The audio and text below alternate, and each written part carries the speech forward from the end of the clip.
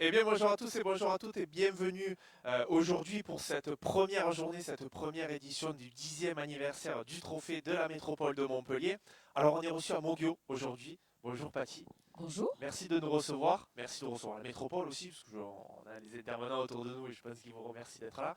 Merci de nous recevoir. Et puis, on va évoquer Paty, puisque ça fait maintenant 10 ans que la Métropole vient ici pour le Trophée 3M. On va parler un peu de ce week-end, de cette temporade un peu particulière pour ces 10 ans.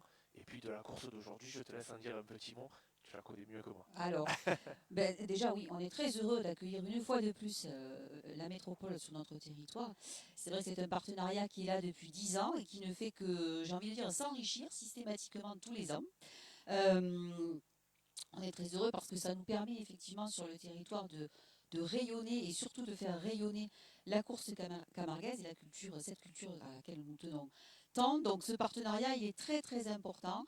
On y prend grand soin avec le service tradition de Mogio pour qu'il soit le plus réussi possible, puisqu'il se passe sur un week-end. Donc on commence le vendredi soir jusqu'au dimanche soir.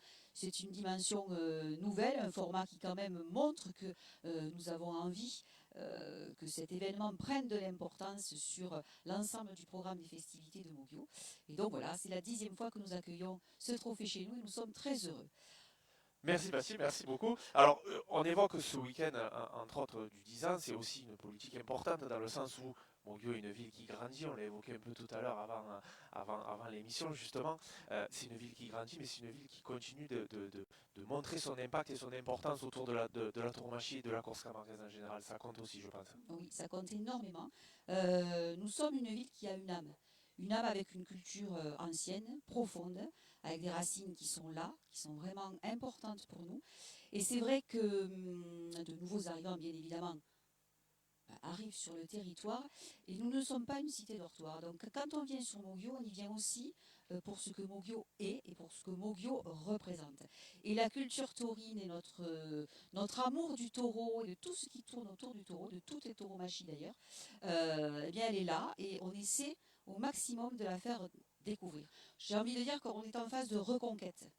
On veut conquérir les nouveaux arrivants, on veut les amener à aimer cette culture et on met effectivement tout en œuvre pour ça, par le biais de médiation avec par exemple les scolaires, par le biais pardon, de médiation avec les nouveaux arrivants. On les invite à voir une course qui est commentée, on les invite à reconnaître le costume, à voir quel est l'environnement, notre patrimoine naturel autour du village, sur les temps de l'or, sur les manades qui sont chez nous. Enfin, on essaie de les imprégner au maximum et de leur faire comprendre cette culture pour qu'ils y adhèrent. Alors du coup, vous y mettez aussi les moyens parce qu'on va parler on parle de ce week-end en général, donc qui a commencé vendredi avec hier une course qui comptait pour le Trophée de l'Avenir et aujourd'hui la grande course du Trophée de la Métropole. Tout à Ça fait. fait plusieurs années que c'est là l'ouverture du Trophée de la Métropole avec une course très importante et qui jusqu'à aujourd'hui a toujours été très très bonne et aujourd'hui au vu des taureaux on ne devrait pas passer à travers de ce plateau. Je vais vous évoquer quelques noms des taureaux euh, qui sont déjà passés par ici. On a Poudaïre de la Manade Paulin qui est un très très bon premier, Kieto de la Manade des Termes l'année dernière qui avait été très très bon, Adal de la Manade du Ternin qui a fait une très très très bonne saison en 2023 l'année dernière, où il a été très bon aussi du côté de Beaucaire, ça a été vraiment un taureau important de la saison dernière, Bélénos qui est un taureau un peu plus sûr, Henri, un taureau maintenant qui commence à avoir un peu d'âge, Zocato de la Manade Fanfone et Guillaume qui est un taureau avec beaucoup de jus, beaucoup de sang, un taureau à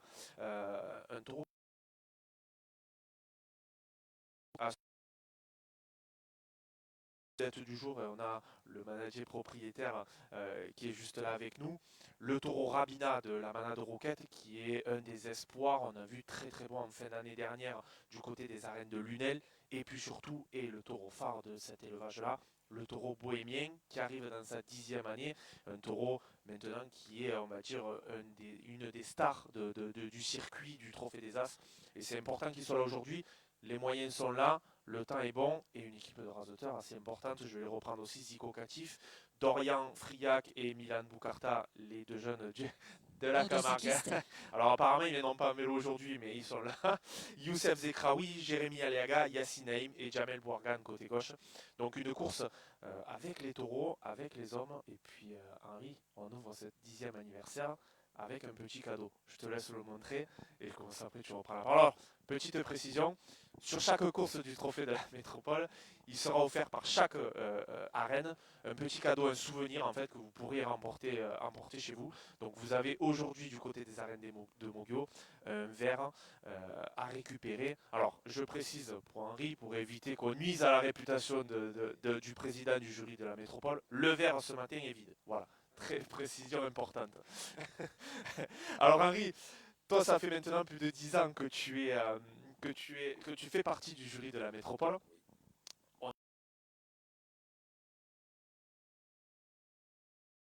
Aujourd'hui et de cette 10e année qui va être une année très très importante avec beaucoup de plateaux intéressants. Et je crois qu'on va commencer déjà par souhaiter un bon anniversaire pour Exactement. le troisième. Et dans le milieu, on n'aurait pas parié de la longévité de ce trophée au départ. Donc je crois que c'est à souligner quand même. Et aujourd'hui, le trophée des troisièmes est rentré carrément dans le cadre. Et j'ai presque envie de dire, devient incontournable. Il fait même peut-être un peu d'ombre à des anciens trophées qui sont déjà là depuis des années. Et donc c'est très bien. Et je trouve qu'il y a des efforts quand même qui sont faits, qui sont importants. Et je trouve les instances très discrètes d'ailleurs par moment, parce que ça mériterait un petit peu plus qu'on en parle davantage. Évidemment, Y compris de la partie médiatisation, bien entendu, parce que celle-là est importante. Et je crois que la communication aujourd'hui, c'est quelque chose qu'on doit mettre les bouchées doubles là-dessus. Tu faisais justement allusion aux nouveaux arrivants. Et on a quand même une population importante qui arrive autour de Montpellier et qu'il faut essayer justement de sensibiliser, y compris les générations montantes qui, évidemment, ont une palette de loisirs un peu plus importante qu'à l'époque. Et il faut essayer de les faire revenir. Et puis quand même, il y a l'aspect financier qui n'est pas négligeable. Hein. Voilà. Et on sait qu'on défend quelque chose qui est fragile. Donc moi je dis bravo, bravo au troisième. Et bon, on peut souhaiter que ça continue. Et puis je pense qu'il y a quelque chose aussi qui est important, c'est que vous êtes arrivé à sensibiliser et à responsabiliser les organisateurs à travers cette capellado, qui est un effort supplémentaire et qui justement va dans le cadre de la communication. Et même les clubs taurins, on a mis une politique en place cette année où on a un regard justement sur les plateaux, sur les affiches, pour répondre justement à l'attente du public, que les spectacles soient le plus attrayants possible. Ça aussi, je crois que c'est quelque chose qui est important de souligner, avec des affiches bien celles d'aujourd'hui déjà, qui sur le papier, parce que Vincent disait tout à l'heure qu'évidemment il faut toujours attendre la fin, parce que les taureaux, on ne maîtrise pas tout avec les taureaux, et donc bien entendu on attend la fin. Et puis je pense que je voudrais faire un clin d'œil aussi aux plateaux qui sont représentés à Lunel dans le cadre de la fête, qui est, on peut dire, l'équivalent d'une finale. C'est une finale des As, et sans jeter de flèches sur personne, c'est certainement la course la plus grosse de la saison, y compris la finale des As de l'année dernière. Tout à fait, voilà. Alors ça, ma foi, c'est aussi à mettre justement dans le panier et dans les efforts qui sont faits par les troisièmes. Et ma foi, parce qu'on a besoin. On a besoin justement aujourd'hui de ces institutionnels, de toutes ces, y compris de cette force politique derrière nous, parce que, je le répète, on défend quelque chose quand même qui est fragile, et malheureusement, souvent, on ne correspond plus à l'ère du temps. Je vais un peu appuyer ce que tu dis parce qu'on est aussi dans un monde, alors pour le coup là on diffuse sur les réseaux sociaux, on essaie de prendre cet espace-là, mais on est sur un monde où en fait on a besoin de capter l'attention et je pense que ça fait un petit moment qu'on ne le fait pas assez, pas suffisamment, où on n'occupe pas forcément l'attention comme on le devrait et malheureusement à perdre l'attention sur notre sport, l'attention bascule forcément sur autre chose et sur d'autres entités. Il est bon de rappeler aujourd'hui qu'on a une forme de tauromachie unique au monde. C'est quelque chose qu'on ne verra pas ailleurs, contrairement à d'autres formes de tauromachie qu'on peut voir en Amérique du Sud, au Mexique, en France, en Espagne. Nous, c'est vraiment unique, avec une race où le berceau est ici, chez nous, race d'ailleurs que j'ai réussi à la faire classer race protégée à l'époque. Et voilà, je crois que tout ça c'est important. Et puis bon, ça permet aussi à notre jeunesse de s'épanouir, il y a une partie économique aussi derrière, évidemment, qui est importante. Qui est très forte. Tout ça, je crois qu'il ne faut pas le négliger. Et des occasions comme aujourd'hui, c'est bon de le renouveler, d'en parler. évidemment. Merci Henri pour toutes ces précisions. Alors, on va préciser aussi le trophée 3M, outre les compétitions, tout ça, il y a une petite particularité, c'est le fait de pouvoir ajouter un peu de bonification, davantage sur d'ailleurs la valeur des taureaux en premier, la valeur d'un élevage, puisque c'est récompensé aussi sur le travail d'un élevage. Exactement. On a la manade qui a gagné l'année dernière à l'édition du 3M 2023, avec 2 taureaux en présentation aujourd'hui.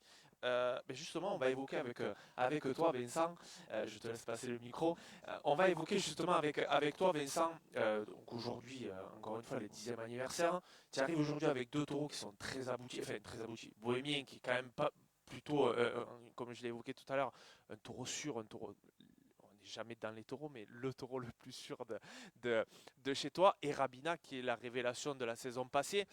Justement, quel est l'avantage d'attaquer par exemple le début de la saison par le trophée 3M et de venir y présenter ces taureaux-là aujourd'hui? Moi, déjà, ça me fait plaisir d'attaquer par le troisième an, parce que pour moi, aujourd'hui, je vais dire, c'est la vitrine de la course camarguaise. Mhm. Comme disait Henri, Euh, très- très- voir tous les évidemment sur Prime